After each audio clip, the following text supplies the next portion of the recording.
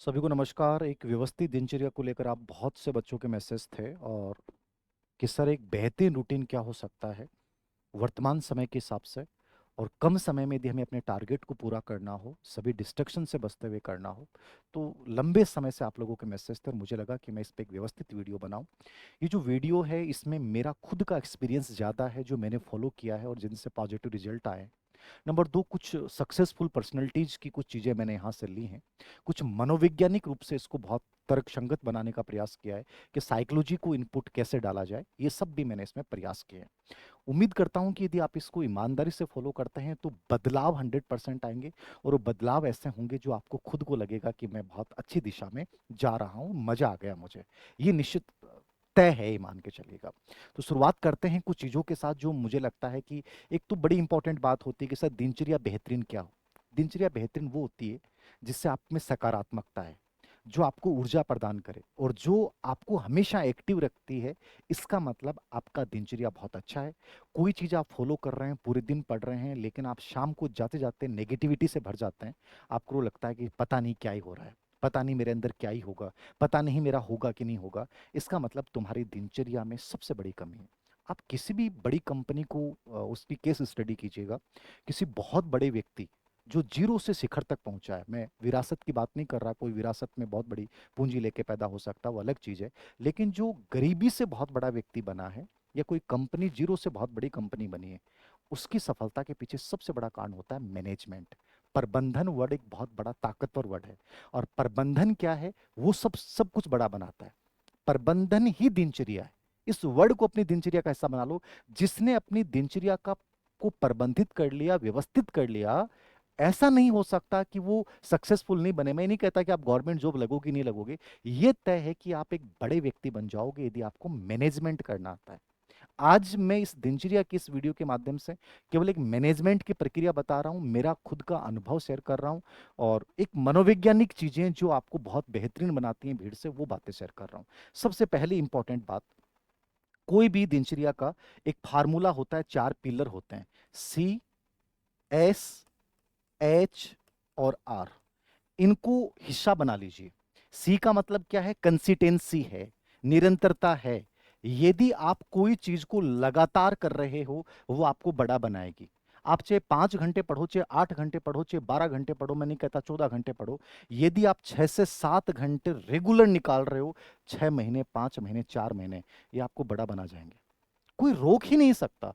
निरंतरता ये नहीं है कि जो नकारात्मकता वाली निरंतरता है, सर मैं बहुत साल से पढ़ाई कर रही हूं, कर रहा हूं, कुछ नहीं होता निरंतरता से। यदि सकारात्मक ऊर्जा के साथ निरंतरता है तो ये परिणाम देके जाएगी, रोक ही नहीं सकता कोई। तुम नेगेटिव ऊर्जा के साथ शुरुआत कर रहे हो, 12 घंटे पढ़ रहे हो, लाइब्रेरी में 14 घंटे बैठे हो, कोई फर्क नहीं पड़ेगा। यदि वहां नेगेटिव एनर्जी के साथ तुम पढ़ाई कर रहे हो, होगा नहीं होगा, डर भय दिमाग में, कुछ नहीं होगा। पॉजिटिव एनर्जी के साथ निरंतरता, कंसिस्टेंसी होनी चाहिए। नंबर दो, एस, स्मार्ट वर्क। आप कितना पढ़ रहे हो ये महत्वपूर्ण नहीं है, कितने अच्छे तरीके से पढ़ रहे हो। क्या छोड़ना है, क्या पढ़ना है, ये पता होना चाहिए। पूरे सिलेबस का रोड मैप दिमाग में होना चाहिए। इस सिलेबस में कौन से टॉपिक में कितनी गहराई तक जानना है पता होना चाहिए। इस टॉपिक में क्या छोड़ा जाना चाहिए आपको पता होना चाहिए। कैसे पीवाईक्यू हल करने चाहिए, कैसे टेस्ट देने चाहिए, कैसे सिलेबस का एनालिसिस किया जाता है, कैसे मूल्यांकन किया जाता है, ये सब टिप्स आपको पता होनी चाहिए। ये स्मार्ट वर्क है, ये आपको आना चाहिए, आपकी दिनचर्या का हिस्सा होना चाहिए। तीसरा, हेल्थ। अमूमन कहते हैं हेल्थ से क्या ही फर्क पड़ता है, कुछ भी खा लो पी लो कभी भी सो लो, नहीं। हेल्थ बहुत इंपॉर्टेंट है। आपकी 2 दिन हेल्थ खराब हो गई, इतनी नेगेटिविटी ले आएगी कि 2 महीने की पढ़ाई खराब हो जाएगी। मैंने देखा है बच्चों को। हेल्थ पे ध्यान दीजिए। चाहे आपके पास क्वालिटी खाना वाला नहीं हो, लेकिन कम खाइए, लेकिन कम से कम ऐसी बकवास चीजें मत खाइए जो आपके हेल्थ को बड़ा नुकसान पहुंचा रही हो। चाहे एक टाइम खाएं लेकिन अच्छा खाएं, चाहे दलिया खाएं चाहे खिचड़ी खाएं। 15 मिनट 20 मिनट योगा करें, चाहे वॉकिंग करें, चाहे दौड़ लगाएं, करिए। वो आपके लिए बहुत जरूरी है, क्योंकि मेडिटेशन आपके शरीर में इतनी ताकत पैदा कर देगा कि आप में ओवर थिंकिंग खत्म हो जाएगी। और तुम समय बचाने के चक्कर में योग नहीं कर रहे हो, मेडिटेशन नहीं कर रहे हो, वो तुम्हारा बहुत सारा 2 से 3 घंटे तो ओवर थिंकिंग में चले जाएंगे। तो उतना ही नुकसान हो रहा है। तो हेल्थ बहुत इंपॉर्टेंट चीज है, इस पर फोकस कीजिए। और चौथा बिंदु है रिविजन। रिवीजन की पॉइंट है भाई। रिवीजन यदि नहीं हो पा रहा है तो आपका स्टडी प्लान पूरा फेल है। ये बहुत जरूरी है, चाहे आप कम पढ़ना, चाहे कम नोट्स तैयार करना, लेकिन रिवीजन मैक्सिमम होना चाहिए। ये 4 पिलर हैं, इसको अपनी दिनचर्या का हिस्सा बना लेना। ये हर समय फॉलो होने चाहिए पूरे दिन में। चारों पिलर में से एक भी चूक गए, इसका मतलब तुम चूक गए। तो पहली चीज तो ये फॉलो करनी है 4 पिलर्स को। नंबर 2 जो दूसरी चीज है वो है एक्टिव स्टडी। अब आपके दिमाग में आता है सर ये एक्टिव स्टडी क्या होती है? तो स्टडी तो आप सभी कर रहे हो, एक्टिव स्टडी क्या होती है? पढ़ लेना नॉर्मली, पढ़े पढ़े पढ़ रहे हो, जैसे भी पढ़ रहे हो, लेकिन आप ये नहीं पता चल रहा है कि सर मैंने पढ़ा क्या, उसमें से क्या सीखा और क्या नहीं सीखा। आपने पीवाई क्यों नहीं देखे, ठीक है, आपने टेस्ट सीरीज नहीं दी, आपने एनालिसिस नहीं किया उसमें से कि मैंने गलतियां क्या की हैं क्या नहीं की हैं, आत्म सुधार आपने नहीं किया, तो आपकी एक्टिव स्टडी नहीं है। तो सबसे जरूरी है एक्टिव स्टडी आपकी दिनचर्या का हिस्सा होना चाहिए, जहां से आपको पूरे दिन में निष्कर्ष निकलने लग जाए, आपको पता चलने लग जाए कि मेरी कमियां ये थी, मेरी गलतियां ये थी, मैंने यहाँ इंप्रूवमेंट किया और ये सुधार करने के बाद मेरा स्कोर यहाँ तक हो गया। ये एक्टिव स्टडी आपकी दिनचर्या का प्लान होना चाहिए बहुत अच्छे तरीके से। नंबर 2, इसके बाद एक्टिव स्टडी के बाद दूसरी चीज, आपके प्लान जो हैं वो बड़े होने चाहिए। प्लान बड़े का मतलब क्या है? आपने 3 महीने का स्टडी प्लान बनाया कि मुझे 3 महीने में इतनी बार रिवीजन करना है, इतनी बार मेरा सिलेबस 2 बार हो जाना चाहिए, इतनी टेस्ट सीरीज देनी है और ये बुक्स होनी चाहिए। प्लान ये बड़ा हो गया। इसके बाद आपका वीकली प्लान और डेली प्लान, ठीक है ना। डेली टारगेट बेस्ड स्टडी बहुत जरूरी होती है यदि व्यवस्थित दिनचर्या जीनी है आपको। वीकली प्लान में मैंने इकाई योजना बना ली कि यार मैं इस वीक में ये 6-7 टॉपिक और ये इस सब्जेक्ट का ये कोर पार्ट तैयार कर लूंगा। समझ गए आप? और डेली में कि मुझे 5 टॉपिक पढ़ने हैं, ये 3 के पीवाई क्यू निकालने हैं, एक टेस्ट आज मुझे देना है और इस 2 टॉपिक का मुझे रिवीजन करना है। ये आपके डेली टारगेट होने चाहिए। डेली टारगेट तय नहीं हो रहे हैं और आप यूं ही पढ़ रहे हैं, तो इसका मतलब वो दिनचर्या कोई काम की नहीं है आपकी। तो बड़ा प्लान बनाया 3 महीने का, वीकली प्लान बनाइए, डेली टारगेट तय कीजिए और उनको प्राप्त करने का प्रयास कीजिए। ये दूसरी चीज आपकी दिनचर्या का हिस्सा होनी चाहिए। तीसरी चीज, डीएनडी मॉडल। अब ये डीएनडी मॉडल क्या है साहब? डीएनडी मॉडल वो है जिसमें अपन क्या करते हैं, एक एक मिनट के चक्कर में अपने महत्वपूर्ण एक हार्मोन को रिलीज कर रहे हैं जिसको डोपामाइन बोलते हैं। आप 20-20 सेकंड के रील्स, इमोशनल रील्स, आपको लगता है मजा आ गया, क्या बात बोली है, छोड़िए, इस जंजाल से बाहर निकालिए। बड़े क्लास लेने की, लगातार पढ़ने की ताकत खत्म कर देगा आपका ये जो 20-20 सेकंड पे तुम डोपामाइन स्त्रावित कर रहे हो, तुम्हें पता नहीं अपनी जिंदगी का कितना अनमोल चीज तुम खो रहे हो। फोन को एयरप्लेन मोड पे रखना शुरू कर दीजिए, डू नॉट डिस्टर्ब। जब तुम्हारा कोर टाइम है जिस समय तुम ढंग से पढ़ रहे हो, उस समय आपका फोन ऑन नहीं होना चाहिए। तुम्हारा दोपहर में हो गया, शाम को टाइम ऐसा होता है जहां आप देख सकते हो, वो भी किसी के इंटरव्यू देखिए जहां से आपको पॉजिटिविटी आएगी, सक्सेसफुल लोगों के, वहां से कुछ सीखने को मिलेगा। अनावश्यक रील्स के चक्कर में मत उलझिए। तो डीएनडी मोड का जरूर यूज कीजिए, आपके फोन में डीएनडी मोड मैक्सिमम एक्टिव होना चाहिए यदि आप सक्सेसफुल बनना चाहते हैं। 6 महीने, 4 महीने में कुछ लेना चाहते हैं, तो डीएनडी मोड मैक्सिमम टाइम इसका आना चाहिए। और चौथी चीज जो है बहुत जरूरी है, आज के टाइम में आप सब जानते हैं कि मैंने किताब ऑर्डर की, मैंने ये एक चीज वस्तु ऑर्डर की अमेजोन से, वो कहाँ तक पहुंची, कब डिलीवर होगा, ठीक है, वो सही पहुंची कि नहीं पहुंची, ट्रैकिंग करना बहुत जरूरी होता है। मैं जो आज पढ़ रहा हूँ क्या वो सही दिशा में जा रहा है क्या? क्या जो मैंने टॉपिक पढ़ा है वहां से पूरे चीजें आ रही हैं क्या? तो ट्रैकिंग हमेशा कीजिए, अपनी प्रोग्रेस की ट्रैकिंग कीजिए। अच्छा नहीं हो रहा है तो वापस से रिस्टार्ट कीजिए, अच्छा हो रहा है तो अपने आप को धन्यवाद दीजिए और उससे बड़ा करने का प्रयास कीजिए। लेकिन ट्रैकिंग आपकी दिनचर्या का हिस्सा बन जाना चाहिए। आज जितनी कंपनियां वो ट्रैकिंग का इस्तेमाल तभी तो कर रही हैं, हमें तभी तो अच्छा लगता है मेरा ऑर्डर यहाँ तक पहुंच गया। तो वही चीज है, जब पढ़ाई में और चीजों में आप भौतिक वस्तुओं में ट्रैकिंग को यूज कर रहे हो और अपनी जिंदगी के सबसे महत्वपूर्ण कार्य जो स्टडी है आपकी, उसमें तुम ट्रैकिंग नहीं कर रहे हो, तो मतलब है कि अपन बहुत गलत दिशा में जा रहे हैं। तो ट्रैक तुम्हारा पढ़ाई का, स्टडी प्लान का, दिनचर्या का बेहतरीन हिस्सा होना चाहिए। ये 4 चीजें हैं, 4 पिलर हो गई। एक्टिव स्टडी हो गई, plan week, monthly, weekly, daily targets हो गए, ठीक है, डीएनडी मॉडल की बात कर ली मैंने, और ट्रैकिंग की बात कर ली। ये आपका बहुत जरूरी है, इसको आप जरूर ढंग से कवर करें। अब जो सबसे अंतिम और महत्वपूर्ण सवाल आता है कि सर हम कितने घंटे पढ़ें, कैसे पढ़ें, ठीक है, व्यवस्थित दिनचर्या में कितने घंटे पढ़ना चाहिए? तो कितने घंटे पढ़ना चाहिए इसका कोई मैजिकल फार्मूला नहीं है। सबसे बढ़िया चीज ये है, मेरा जो अनुभव है और मैं मानता हूँ कि जिस बच्चे ने इसको ईमानदारी से फॉलो किया है, वो लाइफ में नहीं बना है, ऐसा नहीं हो सकता। अब वही चीज़ें, यदि नकारात्मकता आप में है तो उसका तो कोई समाधान नहीं है। जब आपके साथ सेल्फ टॉक करते हो तो उसमें हमेशा सकारात्मकता आनी चाहिए। मैं क्यों नहीं बड़ा बनूंगा, मैं 100% अच्छा करूंगा, ये सब चीज़ें आपके लाइफ में आनी चाहिए।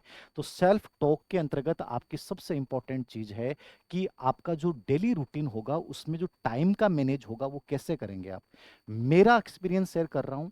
यदि आपको दिन को बहुत बड़ा बनाना है, समय को 24 घंटे रहेंगे और वो सबके पास 24 घंटे ही हैं, वो आपके ऊपर डिपेंड करता है कि तुम कैसे उनको बड़ा बना देते हो। मैं मानता हूँ 24 घंटे को 48 घंटे में बदलने की ताकत जिस बच्चे में है, इसका मतलब उसका मैनेजमेंट बहुत गजब का है। और इसके लिए सबसे जरूरी है, आपकी शुरुआत प्रभावी होनी चाहिए, और प्रभावी शुरुआत करनी है, मॉर्निंग सेशन आपका गजब का होना चाहिए। ये मेरा बहुत बड़ा कॉन्फिडेंस है इस चीज को लेकर। आप में से हो सकता है कोई बच्चे लेट नाइट पढ़ते हैं, पढ़ते रहे, आपको अच्छा लग रहा है वो पढ़िए, लेकिन मैं मानता हूं कि आप इसको यदि लाइफ का हिस्सा बना के देखना, मजा आ जाएगा आपको। मॉर्निंग सेशन यदि तुम निकालते हो, पूरी स्टडी को तुम 4 स्लॉट या 5 स्लॉट में डिवाइड कीजिए, और 4 स्लॉट में से पहला और दूसरा स्लॉट बहुत इफेक्टिव होना चाहिए, याद रखना। और वो पहला स्लॉट, जैसे मान लीजिए कि आप 4 बजे आ गए तो बहुत बड़ी चीज है, 5 बजे तो आपको हर हाल में आ जाना चाहिए। 3 घंटे, यदि सुबह 5 से 8 आपका पहला स्लॉट 1 निकाल लिया आपने, और इस स्लॉट में आप कोर सब्जेक्ट पढ़िए जो सबसे हार्ड है और जिनका सिलेक्शन में सबसे बड़ा रोल है, और उसके भी सबसे हार्ड टॉपिक जो आपके बहुत वीक हैं, उनको तैयार कीजिए। 3 घंटे आपने निकाल लिए, ये 3 घंटे तुम्हारे अंदर इतनी पॉजिटिविटी दे देंगे कि पूरे दिन को बना देंगे। अब 3 घंटे निकालते कॉन्फिडेंस आ गया कि 3 घंटे पढ़ लिया हूँ, गजब के टॉपिक पढ़ लिए। अब आधे घंटे का आपने विराम दिया, 40 मिनट का विराम दिया, उसके बाद जैसे आप 8:30 या मान लीजिए 9 से और 11:30 तक दूसरा स्लॉट तय करते हैं आप, इसमें भी कोर टॉपिक पढ़िए और जो इंपॉर्टेंट पार्ट है वो पढ़िए आप। यहाँ 2.5 घंटे आपने निकाल लिया, मान लीजिए आपने 12 बजे तक का दे दिया, 3 घंटे आपने निकाल लिए। यदि ये 6 घंटे आपके 12 बजे से पहले निकल गए, मैं ये कह सकता हूं कि तुम भीड़ से अलग हो चुके हो। अब परिणाम तुम्हारे पास आकर्षित कर रहा है तुम्हें, यदि जिस बच्चे ने इसको फॉलो कर लिया। 6 घंटे 12 बजे से पहले निकाल लीजिए, 100% रिजल्ट तुम्हें आकर्षित करेगा, तुम रिजल्ट से चिपकोगे और एक दिन हंसोगे, ये मैं दावा करता हूं। ये मनोवैज्ञानिक तथ्य है। 6 घंटे निकाल लीजिए और इसमें सबसे इंपॉर्टेंट पार्ट पढ़ लीजिए। अब आपको दिन बड़ा लगेगा, पॉजिटिविटी आएगी, सकारात्मकता आएगी, कॉन्फिडेंस बढ़ चुका होगा। अब आप चाहे नॉर्मली भी पढ़ाई करोगे ना, नॉर्मली पढ़ाई होगी नहीं, बहुत अच्छी पढ़ाई होने लग जाएगी अब, क्योंकि वो 6 घंटे पॉजिटिव डोपामाइन स्रावित करेंगे, कॉन्फिडेंस बढ़ा देंगे। अब मान लीजिए आपने 1 बजे से दोबारा स्टार्ट किया, ठीक है, 12 बजे से किया या 12:30 बजे से किया आपने, 12:30 से आपने दोबारा से स्टार्ट किया, 12:30 से, और आपने 2 बजे तक का ये टाइम निकाला। यहाँ पे आप चाहे कल के पढ़े हुए टॉपिक को आपने रिवीजन कर लिया या आपने शॉर्ट नोट्स बना लिए, टाइम ऐसा जहाँ बहुत इंपॉर्टेंट टॉपिक मत पढ़िए। ये 1.5 से 2 घंटे का टाइम है, इसमें आप नोट्स बना रहे हैं, क्विक रिवीजन कर रहे हैं, या कोई PYQ देख रहे हैं, जो भी देखिए आप, आपने ये निकाल लिया 1.5 2 घंटे। अच्छा है ये, कोई ज़्यादा समझ में नहीं आया कोई फर्क नहीं पड़ेगा, यहाँ ज़्यादा समझने वाली चीज़ें पढ़नी भी नहीं है। उसके बाद 10 मिनट आप सो सकते हैं, ठीक है, पावर जो नींद है वो ले सकते हैं, दिल आदत है तो आप में, वरना कोई बात नहीं है। आप 1 घंटे सो रहे हैं तो आपको वहां से पॉजिटिविटी आ रही है, कोई दिक्कत नहीं, क्योंकि नुकसान नहीं करेगा यहाँ पे। ये आपके ऊपर है, जैसे मैं कभी नहीं सोता था दिन में, ये मेरी हैबिट थी। आपको सोना अच्छा लगता है, वहां से पॉजिटिव एनर्जी आ रही है, तो कोई नुकसान नहीं, कोई दिक्कत नहीं है, सोइए आप, क्योंकि आपके पास पूरा दिन बच रहा है। उसके बाद जैसे आपने ये दूसरा स्लॉट कर, तीसरा स्लॉट कर लिया, उसके बाद आपने मान लीजिए 3 बजे से स्टार्ट किया, 3 से 6 का दोबारा रखिए आप, बीच में 10-15 मिनट का गैप जरूर दीजिए, हर 1.5 घंटे 2 घंटे बाद में। 3 से 6 का आपने फिर से इंपॉर्टेंट टॉपिक्स पढ़िए, चाहे वो फर्स्ट पेपर है चाहे सेकंड पेपर है, जो भी आपको लगता है, जो भी इंपॉर्टेंट सब्जेक्ट है, उनको कवर कीजिए। 3 घंटे बढ़िया तरीके से कवर कीजिए। यहाँ 3 घंटे आपने ये चौथा स्लॉट निकाल लिया है। अब आपका दिन लगभग बन चुका है, आपके टारगेट्स लगभग पूरे हो चुके हैं। अब जो आप करेंगे 5वें स्लॉट में, 5 स्लॉट मतलब 6 सवा 6 से लेके 6:15 से लेके और 7:30 तक या 8 बजे तक आप कोई भी चीज़ कर रहे हैं, यहाँ चाहे आप डिस्कशन करें, आप जो टेस्ट सीरीज आपने ज्वाइन कर रखी है उसके ऑनलाइन टेस्ट दें, PYQ दें, या आपको कोई लगता है कोई टॉपिक जो है मुझे मनन करना है, कोई साथी के साथ डिस्कशन करना है, करिए। या आप बाहर घूम भी रहे हैं, कोई फर्क नहीं पड़ेगा, वहाँ कोई इंपॉर्टेंट चर्चा कर लें, पॉजिटिविटी वाली कोई भी चीज़ कर लें। ऐसी चीज़ें आप इस समय कर सकते हो। ये वो टाइम है जो आपके पास अतिरिक्त है, उस टाइम को आपको यूज करना है किसी भी क्रिएटिव गतिविधि में। जहाँ से आपको बहुत पॉजिटिव फीडबैक मिलेगा। तो यहाँ डिस्कशन वगैरह ये चीज़ें हो सकती हैं। उसके बाद आपने खाना-वाना खाया, ठीक है? और उसके बाद सवा 8 से लेके और सवा 10 या 10 बजे तक आपने एक लास्ट स्लॉट और किया। इसमें आप मूल्यांकन भी करेंगे, आप टारगेट्स की समीक्षा भी करेंगे। यहाँ पे 1 घंटे कोई भी एक सब्जेक्ट के चुन के उसका 1 घंटे उसका कोई एक लेसन भी तैयार करेंगे। और आप देख सकते हैं कि यहाँ कोई भी चीज़ आपको लगती है कोई कमियाँ हैं या कल का जो मेरा टारगेट्स हैं वो यहाँ तय करेंगे। ये 8 से या साढ़े 8 से 10 तक का जो आपका टाइम है वो इसके दौरान होगा। आप इसमें फ्लेक्सिबल हैं। ये कोई कठोर दिनचर्या फॉलो नहीं करना, आप इसमें अपने अकॉर्डिंग चेंज कर सकते हैं। मेरा कहने का मतलब है थोड़ा-सा इस दिनचर्या को तुम जीगे ना, ये पूरा दिन आपको बड़ा बना देगा। कोर टॉपिक को इस समय लीजिए, प्रैक्टिस कीजिए, रूटीन रिवीजन हिस्सा होना चाहिए, चाहे 1.5 घंटे करें, चाहे 2 घंटे करें, रिवीजन कीजिए। आधे घंटे, 1 घंटे पीवाईक्यू निकालिए, 20 मिनट, आधे घंटे एक टेस्ट दीजिए अपने जो सब्जेक्ट का जो सबसे बड़ा रोल है उसका। और फिर अगले दिन वापस से जुड़ जाइए। और कोई फ़र्क नहीं पड़ता वीक में 1 दिन संडे या सैटरडे, आप 3-4 घंटे कहीं भी मस्ती कर लेते हो, 3-4 घंटे चाहे कुछ भी कर लो, कोई फ़र्क नहीं पड़ेगा। बर्नआउट से बचाएगा। ऐसा नहीं है कि आप हर दिन कठोर दिनचर्या जी रहे हो, नहीं जी जा सकती। आप 1 दिन, आधा दिन कोई बात नहीं है, मस्ती में बिता देंगे, कोई फ़र्क नहीं पड़ेगा। ये ज़रूरी नहीं है कि आप पूरे 7 दिन एक जैसा रूटीन जियोगे, परेशान हो जाओगे, बोझिल हो जाओगे। 1 दिन ऐसे मस्ती में बिताइए आप, कोई फ़र्क नहीं। घूमने जाइए, कहीं भी जाइए, मंदिर जाइए, कहीं भी जाइए, मस्ती कर लो, कोई फ़र्क नहीं पड़ेगा। आधा दिन ऐसा रखिए आप वीक में, ये आपको बर्नआउट से बचाएगा। ये वो तरीके हैं जो आपको भीड़ से अलग बनाते हैं। आप देखो रूटीन पे अपन हज़ारों वीडियो देख लें, ये रूटीन सब बच्चों के लिए है। कोई भी किसी भी कॉम्पिटिशन छोटा हो, बड़ा हो, आप तैयारी कर रहे हो। मेरा कहने का मतलब है रूटीन जो एनर्जी दे देगा आपको, आपको स्ट्रॉन्ग बना देगा, इसका मतलब वो रूटीन बहुत बेहतरीन है। जहाँ से सकारात्मकता बढ़ जाएगी मतलब रूटीन बेहतरीन है। आत्मविश्वास बढ़ जाएगा, रूटीन बेहतरीन है। टारगेट्स कम समय में प्राप्त होने लग जाएँगे, रूटीन बेहतरीन है। और जहाँ नकारात्मकता आ रही है, सिलेबस कवर नहीं हो रहा है, पीवाईक्यू से सही ढंग से कवर नहीं हो रहे हैं, आपको समझ में नहीं आ रहा कि अब तो प्रेशर आ रहा है कि मैं अब कर पाऊँगा, सर यही टॉपिक रह गया। इसका मतलब तुम्हारा रूटीन ही खराब था, तुम्हारा मैनेजमेंट ही खराब था और उसकी वजह से तुम हार जाते हो। फिर हम कहते हैं कि सर मैंने बहुत मेहनत की। मेहनत से ज़्यादा इम्पोर्टेंट है मैनेजमेंट और प्रबंधन दिनचर्या का सबसे इम्पोर्टेंट कारक है। मैं मानता हूँ कि जो इस रूटीन को जिएगा वो 100% आगे बढ़ जाएगा। और एक मनन की आदत बना लो, मेडिटेशन की आदत बना लो, चाहे कम बात कर लेना, कम रील्स देख लेना, लेकिन 20 मिनट मेडिटेशन और टॉपिक पढ़ने के बाद 5 या 10 मिनट उसका मनन करना, मन ही मन, ये आपका हिस्सा बन जाना चाहिए। धन्यवाद।